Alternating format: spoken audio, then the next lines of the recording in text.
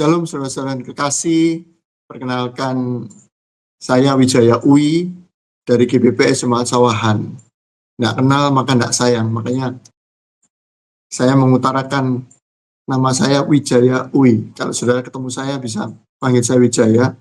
Saya berkomunitas di GBPS Jemaat Sawahan Jalan Arjuno. Ya, bukan kebetulan, tapi Tuhan mempercayakan saya di beberapa komunitas. Pertama, itu ada persekutuan El Olam, itu ex kaum muda Sawahan. Di situ kami yang ex kaum muda, jadi yang sudah, meskipun kami sudah tidak muda lagi, tapi kami berkumpul sudah tercerai-berai, kami berkumpul kembali dan kami membuat satu persekutuan. Itu tiap bulan kita persekutuan, dan saya dipercaya juga di komunitas ibadah dewasa muda. Di situ saya membina selama 13 tahun. Ya, tidak mudah, tapi Tuhan mempercayakan hal itu untuk saya belajar. Nah, berkenaan dengan tema sore hari ini. Satu anugerah buat kita bisa berkumpul, bisa berkoneksi dengan teknologi yang ada. Kita boleh belajar kebenaran firman Tuhan pada sore hari ini. Sebelumnya mari kita berdoa. Terima kasih Tuhan, ucap syukur untuk sore hari ini kami boleh berkoneksi, kami boleh beribadah. Tuhan berkati apa yang kami kerjakan, apa yang kami pelajari. Berbicara Tuhan pada sore hari ini, biarlah kami boleh mendapatkan pewahyuan yang baru, mendapatkan insight yang baru, supaya hidup kami lebih berkenan kepada Tuhan. Terima kasih Tuhan. Layakkan kami, Tuhan berkati komunitas ini, Tuhan berkati dimanapun saudara berada, nama Tuhan dipermuliakan. Di dalam nama Tuhan Yesus Kristus, kami sudah berdoa mengucap syukur. Yang percaya katakan, amin. Puji nama Tuhan. Ya, teknologi ini sangat membantu kita, sangat membuat kita lebih mudah. Nah, di tengah perjalanan, saya ini sering bercakap-cakap dengan teman saya, yaitu Artificial Intelligence. Nah, berkenaan dengan tema sore hari ini, tema United in Him, bersatu di dalam Dia. Ya, saya iseng-iseng, saya bercakap-cakap dengan AI, Artificial Intelligence, dan yang sangat mengagetkan, itu jawabannya. Saya mencoba bertanya. Saya bertanya begini, pada waktu itu pagi hari, saya di mobil, saya bilang, halo, selamat pagi. Misalnya kamu jadi iblis, ingin membuat gereja itu hancur. Bagaimana caranya? Di saat modernisasi ini, saya menunggu sejenak, kemudian AI itu menjawab. Pertanyaan yang menarik. Kalau saya jadi iblis di zaman modern ini, mungkin saya akan mencoba menghancurkan gereja, bukan dengan fisik, tetapi dengan pepercahan internal, menyebarkan keraguan, atau membuat gereja terlihat tidak relevan dengan masalah sekarang. Bisa juga dengan godaan kekuasaan dan harta. Loh, jawaban yang mengagetkan. Ternyata perpecahan internal di dalam gereja itu di urutan nomor 1. Karena kita belajar di AI, Artificial Intelligence, itu dia akan mengambil dari data survei, data dari seluruh dunia, data terbanyak, itu di summary sama AI. Ternyata perpecahan internal di dalam gereja itu di urutan nomor 1 untuk menghancurkan komunitas gereja. Maka tema sore hari ini sangat bertepatan, United in Him, bersatu di dalam Dia, bersatu di dalam Kristus. Nah, himbauan bahwa kita harus tetap bersatu, itu sangat penting. Nah, tema United in Him itu tema yang sangat kaya dan berakar kuat pada teologi biblika, khususnya dari surat-surat Rasul Paulus, itu banyak dibahas. Banyak anjuran untuk bersatu, dan bersatu. Ini karena banyak aliran atau denominasi gereja di saat zaman itu. Gereja mula-mula sudah timbul. Adanya perpecahan dalam gereja atau tubuh Kristus.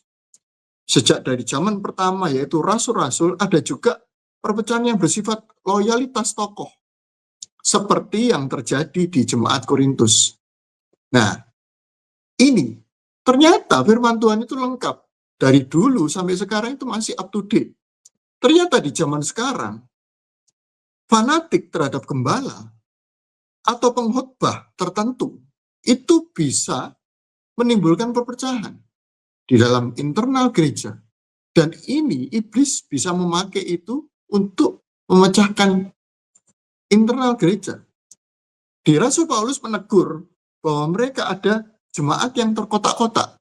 Di sini disebutkan ada golongan Paulus, golongan Apolos, golongan Kefas atau Petrus, terus golongan Kristus. Nah, hari ini kita mau belajar dan duduk diam, merenungkan dan menyadari betapa pentingnya kesatuan di dalam Tuhan. Tema United in Him atau bersatu di dalam Tuhan ini biasanya mengarah pada 3 pilar utama, yaitu yang pertama adalah kesatuan organik tubuh Kristus. Fokus utama adalah bagaimana individu-individu yang berlatar belakang suku, karakter disatukan menjadi satu organisme hidup. Nah, kita mau belajar lebih jauh bagaimana di satu gereja atau komunitas rohani, apapun istilahnya itu, bisa komsel, connect group, atau kelompok tumbuh bersama. Kita bukan sekedar organisasi pada umumnya atau organisasi seperti sekuler. Misalnya yayasan apa yang ada di sekuler. Tapi di dalam kekristenan, kita ini adalah satu tubuh. Nah, ayat kuncinya adalah 1 Korintus 12 ayat 12-27. Tapi saya ambil atau Efesus 4 ayat 12. Di sini kita ambil ya. Efesus 4 ayat 16. Daripadanya lah seluruh tubuh yang rapi tersusun dan diikat menjadi satu oleh pelayanan semua bagiannya, sesuai dengan kadar pekerjaan tiap-tiap anggota, menerima pertumbuhannya dan membangun dirinya dalam kasih. Nah, konsep tubuh Kristus ini di dalam New Living Translation itu dijelaskan lebih jauh. Jadi konsep tubuh Kristus, mungkin sedikit bahasa Inggris ya. He makes the whole body fit together perfectly. Jadi yang pertama itu fit together perfectly. Jadi dari Tuhanlah kita ini disusun dalam seluruh tubuh, disusun semua fit together perfectly, dengan sempurna. Jadi Tuhan yang membuat kita ini banyak tubuh, banyak bagian tubuh disusun menjadi yang sempurna. Nah, yang kedua, as each part does its own special work. Saya ulangi ya, as each part. Jadi di setiap bagian punya tugas masing-masing. Jadi di setiap bagian kita, di setiap bagian tubuh Kristus itu punya tugas masing-masing. Nah, special work. Setiap anggota memiliki fungsi yang unik. Mata tidak bisa berkata pada tangan, aku nggak memerlukan kamu. Tangan nggak bisa berkata kepada kepala, aku nggak memerlukan kamu. Tapi itu satu kesatuan yang punya special work, punya bagian tugas masing-masing. Dan yang ketiga, mutual growth. Artinya apa? Di sini dikatakan, so that the whole body is healthy. Maka semua tubuh itu sehat, jika apa? And growing and full of love. Jadi kalau digabungkan itu dari Tuhan disusun di dalam satu tubuh dengan sempurna, dan setiap bagian punya tugas masing-masing, dan it's help to other part grow. Yang ketiga yang ketiga ini ya, it's help to other parts grow. Jadi dari bagian-bagian itu mereka masing-masing punya tugas unik, ternyata dari tugas unik itu membantu bagian lain untuk bertumbuh. Jadi mutual growth.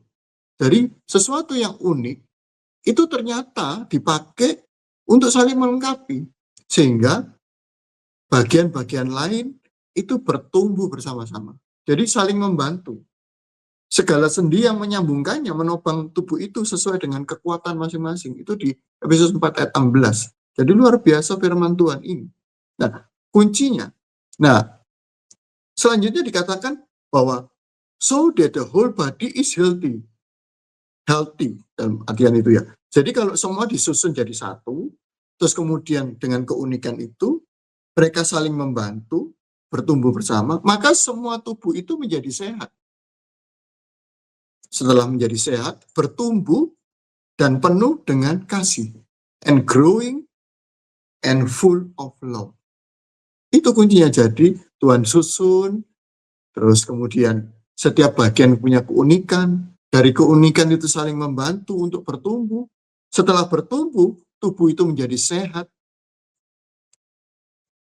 dan bertumbuh kemudian, dan penuh dengan kasih. Efesus 4:16 ini luar biasa. Bagaimana di satu komunitas, di satu united, itu bertumbuh.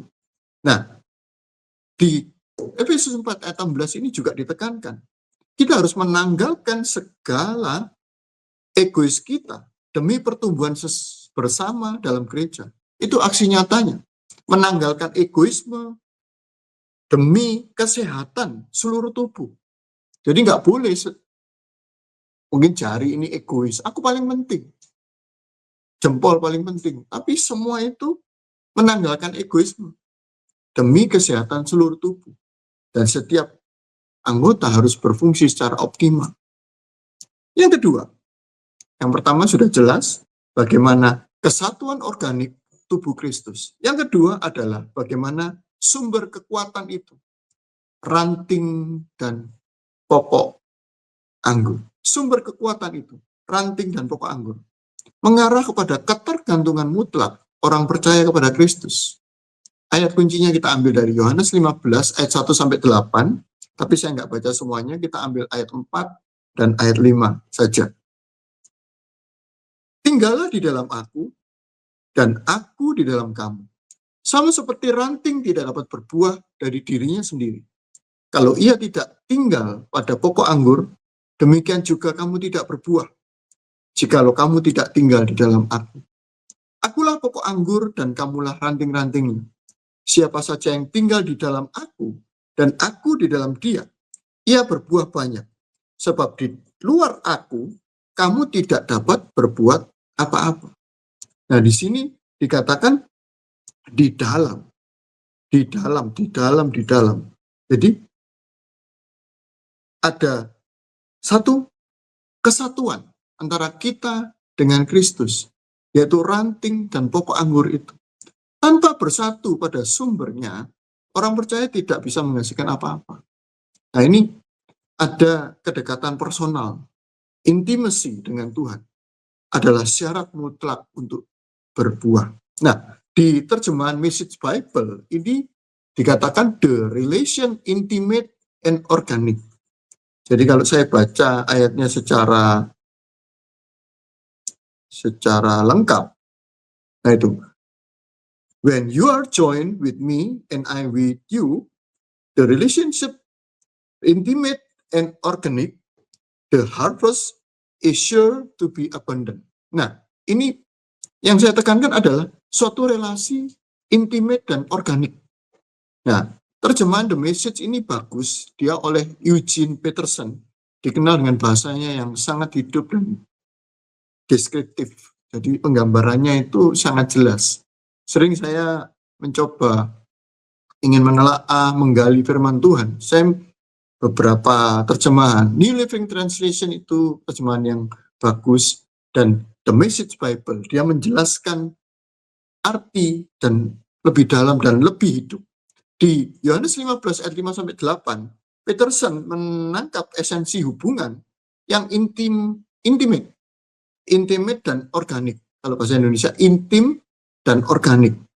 dengan sangat luar biasa bagus. Nah, penjelasannya bagaimana itu ya? Jadi hubungan yang intim, keintiman yang menghasilkan karakter. Kata intimate dalam terjemahan itu menekankan bahwa ini bukan hubungan agama yang kaku atau transaksional, asal melakukan kewajiban, pelayanan, terus dapat untung, terus ada ruginya. Tapi di hubungan intimate ini sifatnya saling mengisi. I am the vine. Aku adalah pokok anggur. You are the branches. Artinya, akulah pokok anggur dan kamu adalah carang-carangnya. Ada satu kesatuan identitas. Kita tidak bisa mendefinisikan diri kita tanpa Tuhan. Kita ini ranting-ranting tidak bisa berdiri sendiri tanpa pokok anggur. Nah, jika ini terpisahkan, separated, tanpa keintiman dengan Tuhan, segala aktivitas kerohanian kita, religius kita hanyalah ranting kering yang tidak punya nilai kehidupan. Saudara-saudara, kadang kita merasa kering, kita merasa kok gini-begini aja. Kita cek apakah kita masih intim berhubungan dengan Allah kita, pencipta kita. Kita bisa terkoneksi dengan apa? Yaitu dengan doa. Dalam ayat 7 Peterson menerjemahkan bahwa jika kita tinggal di dalam Dia, kita bisa meminta apa saja karena keinginan kita sudah sinkron dengan keinginannya. Bagaimana bisa sinkron? Makanya kita harus tinggal di dalam Dia. Ketika doa kita panjatkan, terkoneksi langsung. Jadi itu yang terjadi. Kata intimate, intim, melampaui sekedar kedekatan fisik. Ini berbicara tentang kedalaman hubungan dan keterbukaan total. Jadi kalau intim, hubungan kita intim, ada kedalaman hubungan kita dengan Tuhan. Dan kita terbuka total kepada Tuhan. Itu tentang relationship intimate. Yang kedua adalah organik. Hubungan yang organik. Kehidupan yang mengalir. Dalam versi The Message ini, Tuhan Yesus tidak hanya berkata, tinggallah di dalam aku. Ini menggunakan kata live in me. Hiduplah di dalam aku. Jadi, makna organik ini, hubungan ini bukan seperti mesin yang dihubungkan dengan kabel. Misalnya kita mencolokkan charger atau apanya, colok aja. Melainkan seperti pohon. Kehidupan yang melekat. Jadi ada getah dari batang itu mengalir secara alami ke ranting-ranting itu terus. Jadi itu memberikan nutrisi kita untuk kita hidup. Jadi tanpa paksaan, ranting itu tidak berusaha keras mengeluarkan buah. Buah itu hasil alami jika ranting itu menempel pada batang. Ketika nutrisi itu lewat terus di dalam hubungan itu, maka bisa berbuah. Jadi Peterson juga menuliskan the message highlight-nya, when you are joined with me and I with you. Jadi the relationship intimate and organic itu tadi. Artinya produktivitas kita, hidup kita, buah kita adalah hasil otomatis dari kualitas terkoneksi kita dengan Tuhan. Secara umum organik berarti sesuatu yang hidup, bertumbuh secara alami, dan saling terhubung sebagai satu kesatuan biologis. Intimate dan organik.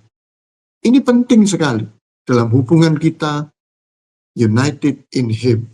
Jadi aplikasinya bagaimana? Pentingnya kehidupan doa dan perenungan firman Tuhan sebagai cara untuk tetap menempel pada Kristus. Ada nutrisi yang terlewatkan, nutrisi yang mengalir dalam diri kita. Pilar yang ketiga, hal yang ketiga adalah bicara tentang rekonsiliasi dan kedamaian. Ada pemulihan hubungan. United in Jesus. Di dalam Kristus, tembok pemisah, kebencian, kasta, atau masa lalu kita sudah diruntuhkan melalui Tuhan Yesus. Kristus adalah pendamai kita. Jika kita bersatu dengannya, kita juga harus berdamai dengan sesama. United in Him.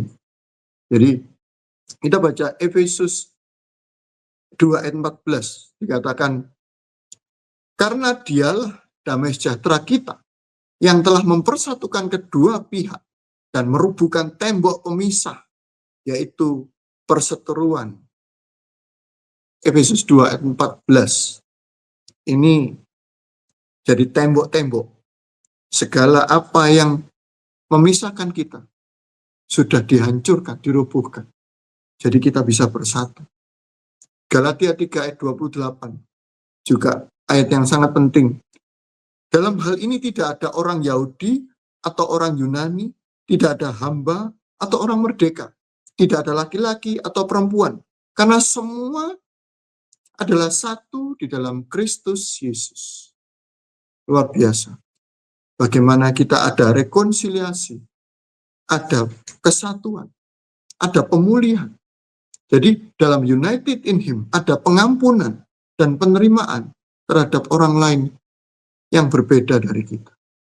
3 pilar utama yang penting pada sore hari ini. Kita sudah belajar bagaimana pentingnya kesatuan organik, tubuh Kristus.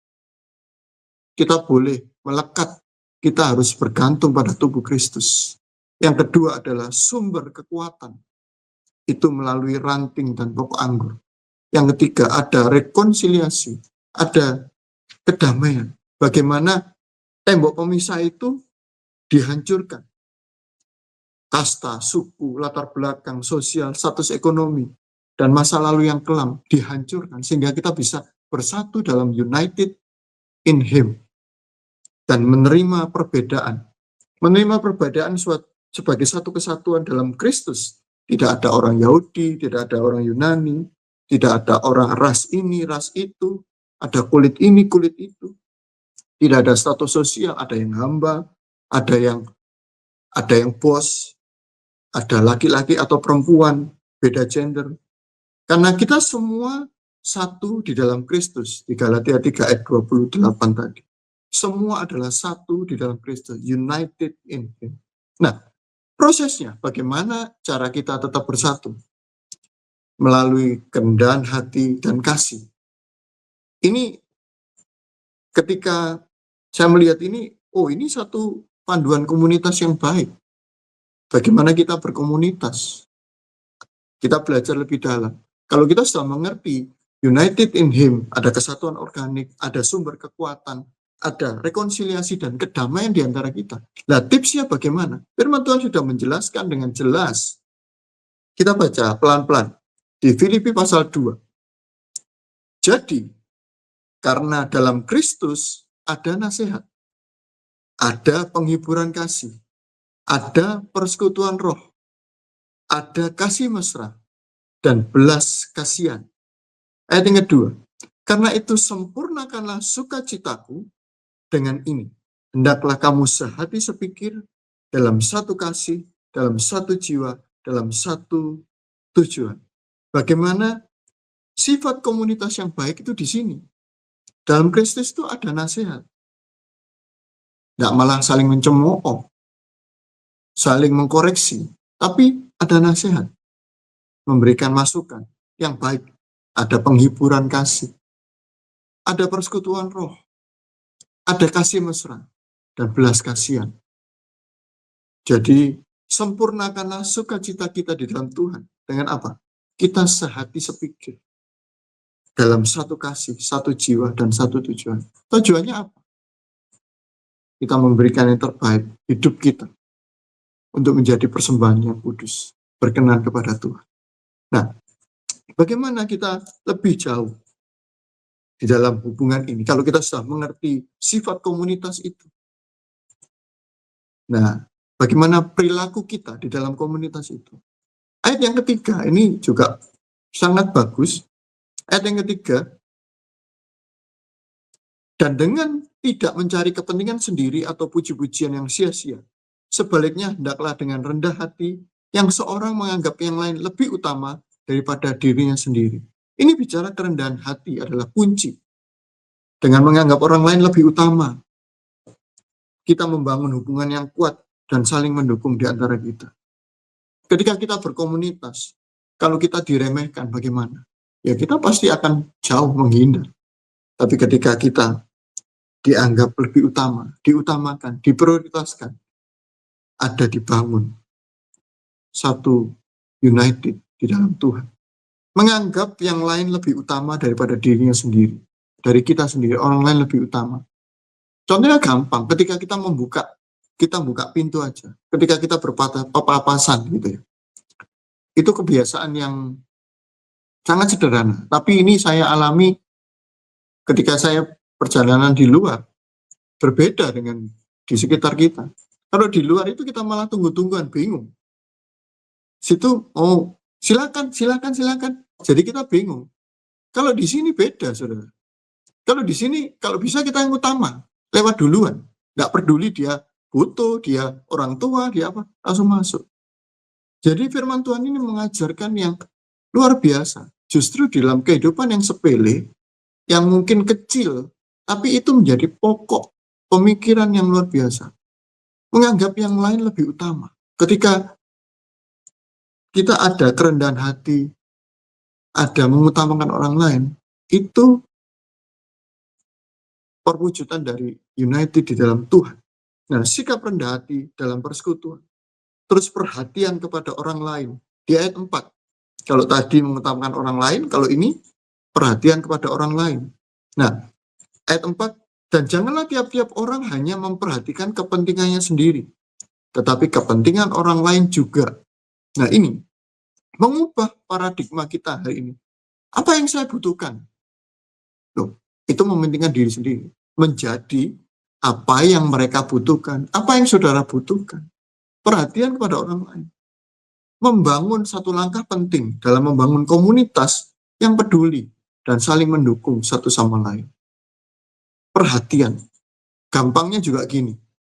Oke lah, kalau kita sulit memperhatikan kebutuhan, dalam hal berbicara aja. Bagaimana kita kalau kita berbicara, dan lawan kita bicara itu berbicara. Ketika kita bicara, lawan bicara kita kita harapkan dia memperhatikan kita. Dan ketika lawan bicara kita bicara, apakah kita memperhatikan dia? Kita balik, ketika kita bicara, kita kan ingin orang lain mendengar. Tapi kalau orang lain berbicara dan kita nggak mendengarkan, dan jika itu orang lain itu seperti kita, apa yang terjadi? Kita menjadi sakit hati. Nah ini, bicara yang simple. Kalau lebih next level lagi adalah bicara tentang kebutuhan. Apa yang saya butuhkan? Loh, kalau tanya begitu terus nggak ada habisnya. Tetapi Tuhan mau. Apa yang mereka butuhkan? Di sini ayat ini dibicarakan, janganlah tiap-tiap orang hanya memperhatikan kepentingan sendiri, tetapi kepentingan orang lain. Luar biasa firman Tuhan. Menjadi tips. Nah, selanjutnya, bagaimana teladan Kristus dalam kehidupan kita? Ayat yang kelima. Hendaklah kamu dalam hidupmu bersama menaruh pikiran, perasaan yang terdapat juga dalam Kristus Yesus. Bagaimana kerendahan hati, kasih yang berkorban, dan pelayanan tanpa pamrih adalah contoh utama dari sikap Kristus. Mari kita meneladani. Mari kita contoh Tuhan dalam setiap tindakan dan hubungan kita, interaksi kita sehari-hari. Hendaklah kamu dalam hidupmu bersama, dalam komunitas kita, menaruh pikiran dan perasaan yang terdapat juga dalam Kristus Yesus. Jadi pikiran kita dan perasaan kita seperti Tuhan Yesus. Jadi teladan sikap Kristus itu dalam komunitas kita. Itu yang Tuhan mau. Intimate, united in Him. Intimate dan organik di sini. Jadi ketika kita di dalam komunitas kita, apapun komunitas kita, gereja, komsel, kelompok tumbuh bersama, pendalaman Alkitab, connect group, apapun itu. Mari kita menaruh pikiran dan perasaan seperti Kristus Yesus. Tadi saya sudah utarakan di depan, di perkenalan saya saya membina satu komunitas ibadah dewasa muda. Kebetulan beberapa waktu yang lalu saya delegasikan kepada penerus saya, dan saya mencoba memberikan satu wawasan bahwa kepemimpinan itu tidak sepanjang umur hidup, seumur hidup, tapi ada regenerasi. Nah, di dalam saya membentuk satu komunitas ini, atau saya di dalamnya, itu nggak gampang. Dari berbagai macam elemen. Kebetulan yang saya bina adalah anak-anak sekolah Alkitab dari berbagai pelosok dari Indonesia ini, dari Sabang sampai Merauke. Dari mereka punya kelebihan masing-masing dan punya kekurangan masing-masing. Tapi di situ saya melihat Tuhan itu baik. Tuhan itu memperlengkapi setiap kita. Ada yang pintar menyanyi, ada yang pintar main musik, ada yang pintar berkhotbah. Saya kalah dengan mereka. Bagaimana mereka menyusun kata-kata dengan indah. Bagaimana mereka seperti puisi. Ada juga satu anggota itu pandai berpuisi. Awalnya diketawain, dilecehkan, gitu ya. Tapi pada satu waktu kita belajar, dan saya menerapkan dengan istri saya, bahwa kita tidak boleh meremehkan orang lain. Di dalam kelemahan mereka pasti ada kelebihan. Dan saya melihat itu. Ternyata ada seorang yang pandai berpuisi ini, dia cuek orangnya. Nggak peduli, orang diketawain tetap dia berpuisi dan luar biasa. Dan setelah berjalannya waktu, kita sadar bahwa ini satu talenta yang nggak biasa. Sampai pada waktu Natal tahun lalu, ketika saya mau berkhotbah, saya minta tolong sama seorang saudara ini untuk membuatkan puisi.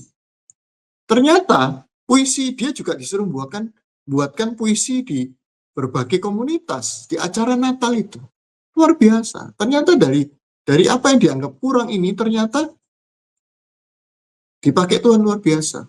Ada satu lagi yang dianggap sekarang itu istilahnya autis ya.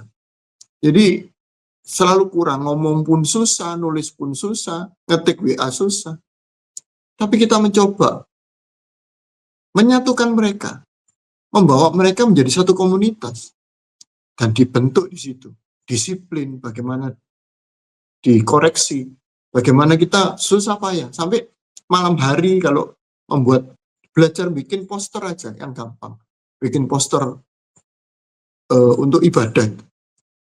Saya dengan istri saya itu ngajarin itu sampai tengah malam, sampai pagi. Supaya ini benar. Dan luar biasanya, berjalannya waktu. Ternyata seorang anak muda ini dipakai Tuhan. Yang dianggap dulu autis, nggak bisa apa-apa. Ternyata ini jenius. Dia bisa menciptakan animasi, bikin drama animasi, bikin tutorial di YouTube, sampai ribuan follower. Terus kemudian dia dipanggil oleh beberapa gereja untuk membantu multimedianya. Seseorang yang dianggap underdog, dianggap autis, tidak berguna. Tapi Tuhan pakai di dalam komunitas itu. Jadi benar, komunitas itu sangat penting. Di dalam komunitas itu dibentuk, digesek. Jadi tembok-tembok itu harus dihancurkan, segala perbedaan apa. Dulu saya punya anggota juga gitu. Ngomong aja susah, ngomong bahasa Indonesia aja susah. Tapi setelah masuk di dalam komunitas itu, dia bisa jadi WL, dia bisa berkhotbah, membawakan renungan, dan dia dipakai Tuhan dimanapun dia berada. Ada lagi yang pinter gambar, pinter seni, dan diberdayakan, ternyata memberkati. Jadi saya dekorasi selama pasca Natal itu tidak perlu manggil orang lain. Semua swadaya sendiri. Semua didekorasi sendiri, didesain sendiri. Itulah kekuatan komunitas. United in Him, united in Christ. Beda dengan kalau kita di organisasi lain, organisasi dunia, ada untung rugi. Kalau kita masuk harus ada untungnya, dapat apanya. Tapi kalau di dalam Kristus itu satu tubuh. Justru kita saling mengobati, saling melengkapi, tumbuh bersama, dan berkembang, dipakai Tuhan, berbuah-buah. Itu satu komunitas yang saya alami langsung. Dan Tuhan juga pakai saya untuk saya menyatukan mengkonekkan beberapa gereja-gereja lokal di kalangan sinode saya, saling menguatkan. Jadi para hamba-hamba Tuhan itu ada satu bentuk komunitas, itu namanya rayon, itu kalau di sekitar saya namanya Sigmaya. Di situ terkoneksi di situ. Dan di dalam situ saling menguatkan. Kelemahan, mungkin merasa sendiri, melayani sendiri, gembala-gembala. Itu persekutuan gembala-gembala. Dari terkonek. Di dalam komunitas itu saling membangun. Oh, saya nggak sendirian ya. Saya punya teman pelayan Tuhan juga. Punya masalah yang sama dengan saya. Kelemahan yang sama. Bukan saling melemahkan, tapi saling membangun, saling melengkapi. Itulah bagaimana united in Him, united in Christ, bisa menghasilkan buah. Ya, mari. United in Him bukan sekedar slogan, melainkan gaya hidup yang harus diaplikasikan, harus diterapkan di setiap aspek hidup kita.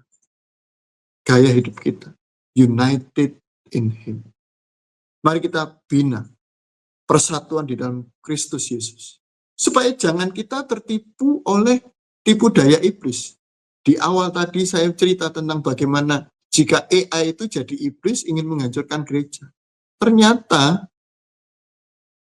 dia yang pertama itu menghancurkan komunitas di dalam koneksi internal di dalam tubuh Kristus di gereja itu. Komunitas itu united itu dipecah belah. Mari gaya hidup kita united in Him. Mari kita aplikasikan dalam setiap aspek kehidupan kita, baik itu di dalam gereja, komunitas di luar gereja, dalam kehidupan sehari-hari. Biar itu menjadi satu kesatuan yang saling melengkapi, saling sehat, dan tumbuh bersama. Dan setiap langkah hidup kita semakin bijaksana sesuai dengan firman Tuhan. United in Him. Bersatu, jadilah pelaku kesatuan, bukan pemecah belah. Amin. Mari kita berdoa. Terima kasih Tuhan, sore hari ini kami boleh belajar kebenaran firman Tuhan yang luar biasa. Kalau kami dibentuk menjadi satu tubuh Kristus, kami punya keunikan masing-masing untuk saling melengkapi, untuk saling membantu untuk bertumbuh, sehingga kami menjadi sehat, menjadi kami bertumbuh, grow, dan nama Tuhan dipermuliakan buat hidup kami, dan berbuah-buah untuk kemuliaan nama Tuhan. Kamu saya berbicara Tuhan, berbicara terus dalam tiap hati kami. Dimanapun saudara berada yang mendengarkan, kapanpun itu, biarlah setiap firman Tuhan ini tertanam dan menjadi berkat. Tuhan berkati smart people, Tuhan berkati komunitas ini Tuhan. Biar nama Tuhan dipermuliakan melalui apa yang kami kerjakan. Pelayanan setiap pengurus, setiap yang sudah berjerih lelah Tuhan. Tuhan kembalikan berlipat kali ganda. Terima kasih Tuhan. Di dalam nama Tuhan Yesus Kristus, kami sudah berdoa ucap syukur. Yang percaya katakan, amin. Tuhan Yesus memberkati.